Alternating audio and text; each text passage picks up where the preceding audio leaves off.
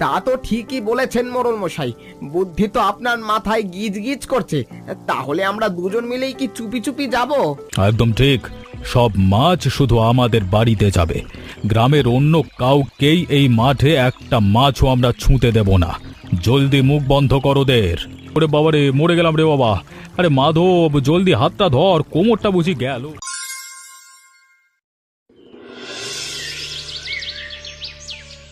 যমুনা দিদি, আরতি দিদি, দেখে যাও আমার লাল কাগজে নৌকাটা কেমন ঢেউয়ের তোড়ে সবার আগে ছুটে চলেছে। ওরে বাবা অপু, তোর নৌকা তো দেখি একদম জেট বিমানের গতিতে চলছে। তোরা একটু আস্তে খেল না বাবা, যে হারে চারদিকে জল বাড়ছে আমার তো নৌকা ভাসাতেই ভয় করছে। আরতি দিদি, তুমি মিছিমিছি ভয় পাচ্ছ, এই হাঁটু জলে আবার ভয়ের কি আছে? উল্টো বৃষ্টিতে ভেজবার মজাই আলাদা। একদম ঠিক বলেছিস অপু। আরতি, তুই চিরকালের একটা ভিতুর ডিম, এমন দিনে কি ঘরে বসে থাকা যায়? তোরা যাই বলিস, জল যেভাবে বাড়ছে মাঠঘাট সব ডুবে গেলে চাষি কাকা জেঠুদের চেয়ে অনেক বড় ক্ষতি হয়ে যাবে। ক্ষতি কেন হবে দিদি? বাবা তো বলছিল বর্ষার জল নাকি মাঠের জন্য ভালো। তবে হ্যাঁ, বেশি বন্যা হলে বাবার কপালে চিন্তার ভাঁজ পড়ে। চল চল, ওসব চিন্তা পরে হবে। এখন যার নৌকা আগে ওই বড় কদম গাছটা ছবে, সেই আজকের নৌকা বাইচের আসল রাজা। দেখবে আমার আগে কেউ ফার্স্ট হতে পারবে না। হি মোড়ল মশাই, একটা দারুণ খবর আছে। এই হাঁটু জলে মাঠে পাকা কই মাছ এসেছে প্রচুর। চোখের সামনে ঝাঁকে ঝাঁকে ইলিশের মতো চকচক করছে। কি বলছিস কি মাধব? পাকা কই মাছ? তাই দুর্যোগে ঘরে বসে না থেকে জলজ্যান্ত মাছগুলো ধরবার একটা ব্যবস্থা করলে কেমন হয়? মোড়ল মশাই, আপনি হলেন গ্রামের মাথা। আপনি বললে পুরো গ্রাম লোকজনকে ডেকে জাল নিয়ে মাঠে নেমে পড়বো, তখন শুধু মাছ আর মাছ। আরে ধুর বোকা, পুরো গ্রামকে কেন ডাকতে যাব? গ্রামের লোক জানলে তো সব মাছ ওরাই লুটে পুটে নিয়ে যাবে, আমার লাভ কি? তা তো ঠিকই বলেছেন মোড়ল মশাই, বুদ্ধি তো আপনার মাথায় গিজ গিজ করছে। তাহলে আমরা দুজন মিলেই কি চুপি চুপি যাব? হ্যাঁ, সেটাই বুদ্ধিমানের কাজ হবে। আমি মোড়ল মানুষ, আমার একটা মান সম্মান আছে। তুই জলদি দুটো বড় খালুই আর মস্ত একটা জাল জোগাড় কর। আমি এক্ষুনি দৌড়ে গিয়ে ছেনো জেলের বাড়ি থেকে নতুন জালটা চেয়ে আনছি। কিন্তু মোড়ল মশাই, মাছের ভাগটা কেমন হবে? ভাগ আবার কি? 8 আনা আমার, 4 আনা তোর, আর বাকি 4 আনা না হয় আমার বাড়ির কর্ত্রী সুমিত্রাকে দেব পুণ্যি করবার জন্য। আপনার হিসেবের কোনো ভুল নেই মোড়ল মশাই, আমি এক্ষুনি জাল নিয়ে আসছি। আজ রাতে জম্পেশ কই মাছের ঝোল খাওয়া যাবে। সে আর বলতে, আমার তো এখনই জিভ দিয়ে লাল পড়ছে।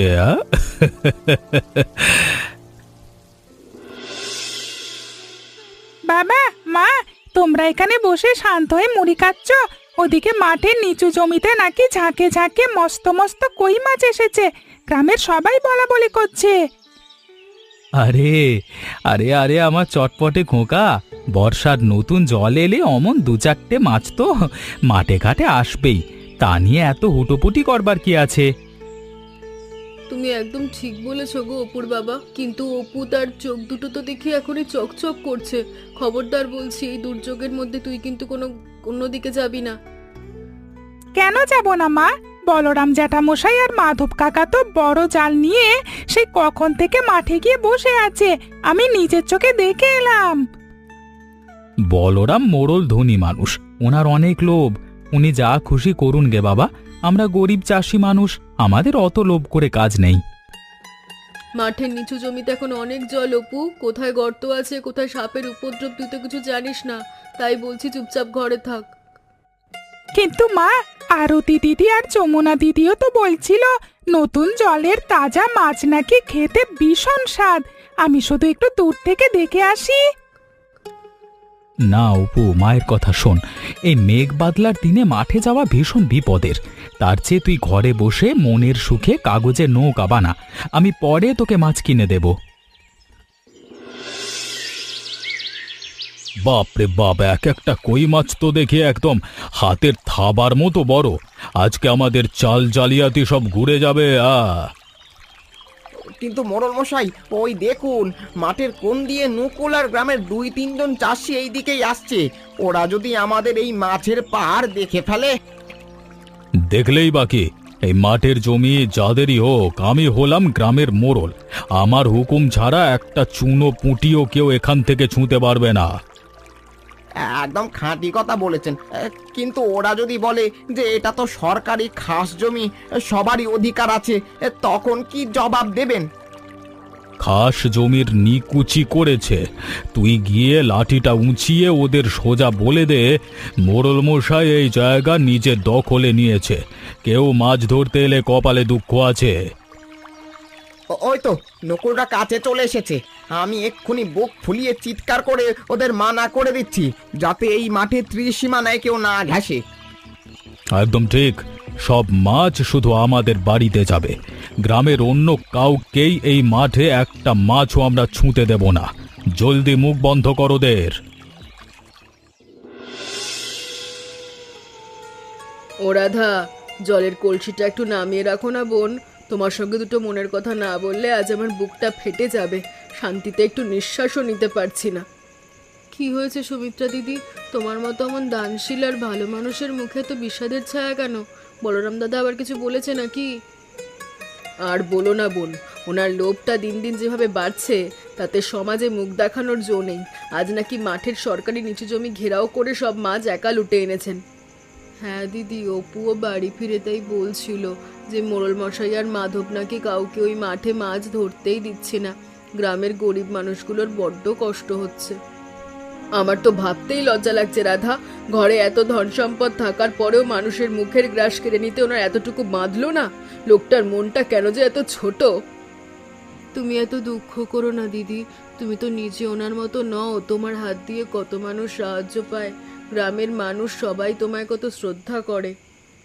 তা ঠিক বোন, কিন্তু নিজের স্বামী যখন অন্যায় করে তখন কি আর ঘরের অন্য মুখে রোচে? আমি কত বোঝালাম, কিন্তু ওনার তো অহংকারে মাটিতে পা পড়ে না। তুমি ধৈর্য হারিও না দিদি, উপরবেলা সব দেখছেন। মানুষের মনে এমন লোভ আর অহংকার থাকে না, দেখবে একদিন ওনার ভুল ঠিক ভেঙে যাবে। মোড়ল মশাই, ঝমঝমিয়ে বৃষ্টি নেমেছে, অন্ধকারও হয়ে এলো।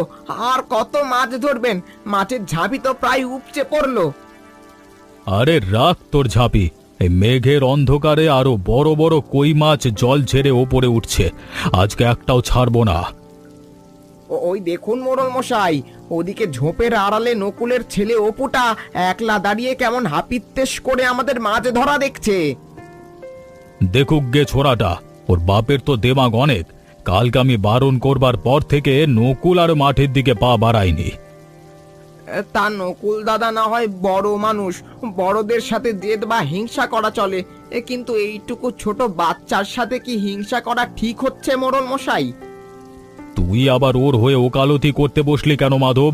ও এখানে এলে গ্রামের অন্য লোকেরাও তো পিছু পিছু চলে আসবে। আসবে না মোড়ল মশাই, বাচ্চা ছেলেটার মনে কত আশা। ওর তো ওই তাজা মাছগুলো দেখে লোভ লাগছে। অপুকে অন্তত গুটি কয়েক মাছ ধরতে দেওয়া উচিত। তুই বোধহয় একদিক থেকে ঠিকই বলেছিস মাধব। বাচ্চাটার দিকে তাকিয়ে আমার নিজের ছেলের কথাই মনে পড়ে গেল। ডাক ওকে, গোটা চারেক মাছ নিয়ে যাক। আমি এক্ষুনি ডাকছি। এই অপু, এদিকে আয়, আমাদের সাথে মাছ ধরবি। আরতি, জলদি হাত ছালা, বাতাস নেভাবে বাড়ছে আর মরমর করে আম পড়ছে। এই ঝুড়িটা না ভরে বাড়ি ফেরা যাবে না। আমার তো বাপু এই ঝড়ের ডাকে বুকটা দুরু দুরু করে কাঁপছে। এর চেয়ে আজ যদি আমাদের চটপটি অপুরের সাথে থাকতো তবে কত ভালো হতো বলতো। একদম ঠিক বলেছিস, অপু সাথে থাকলে এতক্ষণে গাছের মগডাল থেকে পড়া আমগুলো একাই কুড়িয়ে আমাদের ঝুড়িতে ভরে দিত। ওর ক্ষিপ্রতাই আলাদা। ওরে যমুনা, আম কুড়ানো তো হলো, কিন্তু মাটির নিচু জমিতে যে এখনো হাঁটু জল জমে আছে। তুই কি ওদিকের কোনো খবর রাখিস? খবর আর রাখবো না কেন? যাতায়াতের পথে দেখলাম বলরাম মশাই আর মাধব কাকে এখনো সেখানে মনের সুখে মস্ত মস্ত কই মাছ ধরছে। ওরা দুজনে মিলেই কি সব মাছ সাবার করে দেবে নাকি? গ্রামের এত বড় মাঠের মাছ, আমাদেরও তো সেখানে ধরতে যাওয়া উচিত। তুই একটা আস্ত ভীতু হয়েও মাছ ধরার মতো তো সাহস কোথায় পাচ্ছিস রে আরতি? বলরাম মোড়ল তো কাউকে ওই মাঠের সীমানায় ঘেঁষতেই দিচ্ছে না। ওনার মানা আমি মানবো না। চল না আমরা সবাই মিলে দল বেঁধে যাই। গ্রামের নিচু জমির মাছে তো সবারই সমান অধিকার থাকা উচিত, উনি একা কেন নেবেন? হ্যাঁ গো, কদিন ধরে যা শুনছি তা কি সত্যি? তুমি নাকি মাঠের নিচু জমির সরকারি খাস জায়গায় একা জাল পেতে বসে আছো, গ্রামের আর কাউকে মাছ ছুঁতে দিচ্ছ না? আরে রাখো তো তোমার ওসব নীতি কথা। মাঠের জল কাদার মধ্যে খাটছি আমি আর মাধব, কষ্ট করে মাছ ধরছি, তো গ্রামের অন্য অলস লোকগুলোকে কেন সেখানে ভাগ বসাতে দেবো? ছি ছি ছি, তোমার মুখে কি একটু আটকায় না? তুমি হলে এই গ্রামের মোড়ল, অথচ সামান্য নিচু জমির মাছ কাউকে ধরতে দিচ্ছ না। এটা কিন্তু ঠিক হচ্ছে না, লোক সমাজে আমার মাথা কাটা যাচ্ছে। তুমি ঘরের মেয়ে মানুষ, ঘরের কাজ গোছাও দেখি, বাইরের বিষয়ে নাক গলাতে এসো না। মাছগুলো বাজারে বেচলেই কর করে কতগুলো টাকা আসবে তা কি তোমার মাথায় ঢোকে না? আমার টাকার লোভ নেই, উপরওয়ালা আমাদের তো কম দেননি, ধন সম্পত্তি অনেক দিয়েছেন, কিন্তু গরিবের মুখের গ্রাস কেড়ে নিয়ে যে অন্যায় করছো, এর ফল কিন্তু ভালো হবে না। কিসের অন্যায় শুনি? আমি তো কারোর পুকুর চুরি করিনি, আকাশের জলে ভেসে আসা মাছ ধরছি। যার ক্ষমতা আছে সে এসে ধরুক, আমার লাঠির ভয়ে কেউ আসে না তো আমি কি করব? ভয় দেখিয়ে মানুষকে আটকে রাখাই কোনো বাহাদুরি? গ্রামের মানুষ তোমাকে মনে মনে অভিশাপ দিচ্ছে।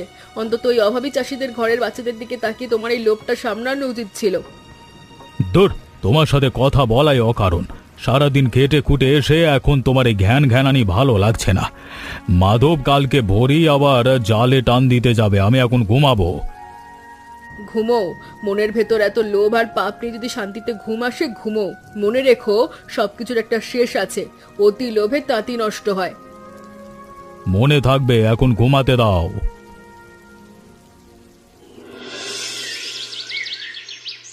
আরতি জলদি কর, ভোরের আলো ফোটার আগে অন্তত গোটা 10 কই মাছ তো লুফেনি। বলরাম মোড়লের লোক দেখার আগে কাজ সারতে হবে। যদি মাধব কাকার মোড়ল মশাই এসে লাঠি উঁচিয়ে তাড়া করে? মুখ সামলে কথা বল যমুনা, তোরা মেয়ে মানুষ বলে খাতির করছি। মোড়ল মশাই জানতে পারলে কিন্তু এই মাঠের সীমানায় পা রাখায় হাড় গুঁড়ো করে দেবে। জলদি জল থেকে ওঠ। মাধব কাকা দোহাই তোমার, আমরা তো খুব বেশি মাছ নিচ্ছি না, মাঠ ভর্তি এত মাছ, আমাদের দুটো মাছ দিয়ে যেতে দাও। মোড়ল মশাইয়ের তাহলে কি ক্ষতি হবে? ওসব কান্নাকাটি অন্য কোথাও গিয়ে করিস। মোড়লের করা হুকুম, এই নিচু জমির মাছ শুধু ওনার পাকা বাড়িতেই যাবে, অন্য কেউ এখানে জাল হাঁড়ি ছোঁয়াতেও পারবে না। মোড়ল মশাইয়ের যেমন লাভ, তোমারও তো তেমন চামচাগিরি। খাস জমির মাছ উনি একাই খাবেন আর আমরা বুঝি না খেয়ে মরবো? আমরা সহজে এখান থেকে যাব না।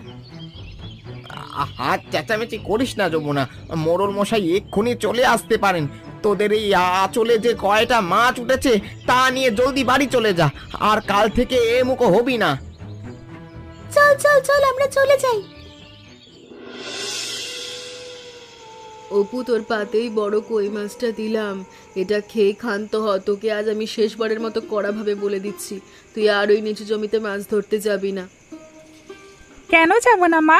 আজকে ভোরে তো যমুনা দিদি আর আরতি দিদিও ওখান থেকে কতগুলো বড় বড় মাছ ধরে নিয়ে এলো, আর মাধব কাকাই তো আমাকে সেদিন ডাকলো। ওরা বড় মেয়ে, নিজেদের সামলাতে পারে, কিন্তু তুই হলি ছোট বাচ্চা, একা একা মন থই থই জলের মধ্যে মাছ ধরতে যাস। ওখানে যদি তোর কোনো বিপদ আপদ হয় তখন আমি কি নিয়ে বাঁচবো বলতো? তোর মা একদম ঠিক কথাই বলেছে রে অপু। মাঠের নিচু জমিতে এখন হাঁটু জল নয়, আরও জল বেড়েছে। তাছাড়া ওদিকটায় বর্ষার দিনে কোথা থেকে বিষাক্ত সাপখোপ ভেসে আসে তার কোনো ঠিক ঠিকানা আছে? কিন্তু বাবা, বলরাম জ্যাঠামশাই তো রোজ সকালে ওখানে গিয়ে বড় বড় মাছ সব খাঁচায় ভরছে। আমারও তো ইচ্ছে করে নিজের হাতে জ্যান্ত মাছ ধরতে। মোড়ল মশাই বড় লোক, ওনার পেছনে পাহারা দেওয়ার জন্য মাধব আছে। আমাদের মতো গরিবের ওসব লোভ শোভা পায় না বাবা। তুই শুধু শুধু কেন বিপদের মুখে পা বাড়াবি? ওই মাঠে বলরাম মোড়লের নজরও ভালো না, উনি সব মাছ একা নিতে চান। তুই সেখানে গেলে তোকে যদি বকাবকি করে ধাক্কা মেরে ফেলে দেন তবে কেমন লাগবে? না মা, বলরাম জ্যাঠামশাই এখন আর আগের মতো রাগ করেন না। মাধব কাকাও সেদিন বলল ছোটদের সাথে হিংসে করতে নেই, তাও তোমরা যখন বারণ করছো আমি আর যাব না। এই তো আমার লক্ষ্মী ছেলে, তুই মন দিয়ে পড়াশোনা কর, আর খেলাধুলা করতে হলে বাড়ির সামনে শুকনো রাস্তায় করবি। মাঠের এই বিপজ্জনক জলের দিকে ভুলেও আর তাকাবি না।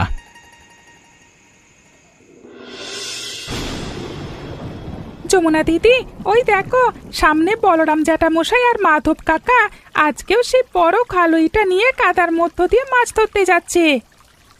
ওরে বাবা রে, মরে গেলাম রে বাবা। আরে মাধব, জলদি হাতটা ধর, কোমরটা বুঝি গেল। মোড়ল মশাই, আপনি ওদিকে কোথায় গেলেন? আমি তো এখানে জালের দড়ি সামলাতে গিয়ে নিজেই হাবুডুবু খাচ্ছি। আপনার কাছে যাব কি করে? জ্যাঠামশাই জ্যাঠামশাই, আপনি একদম নড়বেন না, গায়ের সব জোর দিয়ে সোজা হয়ে দাঁড়ান তো। বাপরে বাপ, তুই ঠিক সময় না এলে আজকে আমি গভীর কাদার গর্তে ডুবেই মরে যেতাম রে যমুনা। আপনি আর ওদিকে যাবেন না জ্যাঠামশাই। এই বয়সে এত বৃষ্টির মধ্যে কাদার উপর মাছের পেছনে দৌড়ানো কি আপনার সাজে? নিজের শরীরের দিকে একটু তাকান। তুই ঠিকই বলেছিস মা, তোদের মতো ছেলে মেয়েদের আমি মাঠে আসতে দিইনি, অথচ আজকে তোরাই আমার প্রাণটা বাঁচালি। আর বড় অহংকার আর লোভ হয়েছিল রে।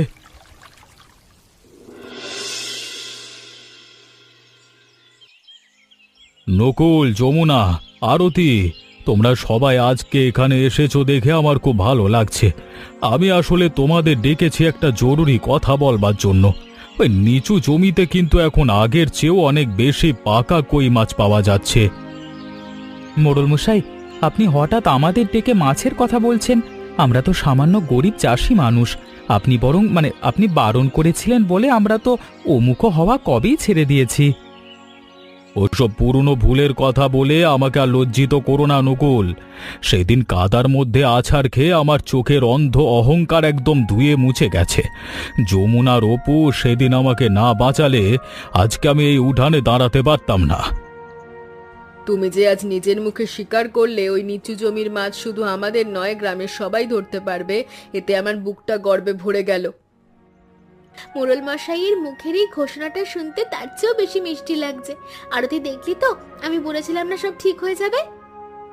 হ্যাঁ রে যমুনা, আমার তো ভয়ে কদিন ধরে বুক কাঁপছিল যে মোড়ল মশাই বুঝি আমাদের উপর রাগ করে আছেন। আজ ওনারই উদার মন দেখে মনের সব ভয় কেটে গেল। রাগ নয় মা আরতি, আজকে থেকেই মাঠের জল আর মাছের উপর পুরো গ্রামের প্রতিটি মানুষের সমান অধিকার। যে যত পারো গিয়ে মনের সুখে মাছ ধরো। আমি নিজে দাঁড়িয়ে থেকে তদারকি করব যাতে কেউ বাধা না দেয়। আপনার এই একটা সিদ্ধান্ত পুরো গ্রামের অভাবী মানুষগুলোর মুখে হাসি ফুটিয়ে দিল মোড়ল মশাই। ওপরওয়ালা আপনার মঙ্গল করবেন। চলুন আজকে তাহলে আমরা সবাই মিলে মাঠে নামি। সব কটা জুড়ি একদম তাজা কই মাছে উপচে পড়ছে। সত্যি মাধবদা, এত মাছ আমি আমার বাপদাদার আমলেও এই মাঠে একসাথে দেখিনি। গ্রামের বাকি লোকেরাও যে যার মতো ঘরে মাছ নিয়ে গেছে, তাও যেন মাছ শেষ হতেই চাইছে না। তা তো দেখছি নকুল, খোদ প্রকৃতির আশীর্বাদ নেমে এসেছে আমাদের এই মাঠে। তা আমি ভাবছিলাম গ্রামের সবার খাওয়ার পরেও যে কয়েক ঝুড়ি বাড়তি জমে রইল মাছ, এগুলো নিয়ে এখন কি করা যায়? মোড়ল মশাই, আমার মাথায় একটা দারুণ বুদ্ধি এসেছে। এই উপচে পড়া বাড়তি মাছগুলো যদি আমরা সদরের বড় বাজারে নিয়ে গিয়ে পাইকারি দরে বেচে দিই, তবে তো করে অনেকগুলো টাকা আসবে। মাধবদার প্রস্তাবটা কিন্তু মন্দ নয় মোড়ল মশাই, কিন্তু সেই বিক্রির টাকাটা আমরা নিজেদের মধ্যে ভাগ না করে যদি পুরো গ্রামের কোনো একটা ভালো কাজে লাগাতে পারতাম তবে সবচেয়ে ভালো হতো। একদম আমার মনের কথা বলেছ নকুল। আমি সিদ্ধান্ত নিয়েছি, এই মাছ বাজারে বিক্রি করে যে টাকা পাওয়া যাবে তা দিয়ে আমাদের গ্রামের চরে মস্ত একটা বড় পুকুর খনন করা হবে, যাতে খরাতেও গ্রামের জলের কষ্ট না হয়। বাহ, মোড়ল মশাইয়ের মাথা থেকে তো একেবারে রাজকীয় বুদ্ধি বেরিয়েছে। ওই নতুন পুকুরে আমরা চাষের ভালো ভালো মাছের পোনা ছাড়বো, আর সেই পুকুরের মাছ জাত ধর্ম নির্বিশেষে গ্রামের সবাই মিলে সারা বছর আনন্দ করে খাবে। হ্যাঁ মাধব, একা ভোগের মধ্যে কোনো শান্তি নেই। সবার সাথে ভাগ করে খাওয়ার আনন্দটাই আলাদা। চল নকুল, আজই বাজারে মাছ পাঠিয়ে পুকুর কাটার লোক ঠিক করি। আমাদের গ্রাম এবার সত্যি সত্যি সুখে শান্তিতে ভরে উঠবে।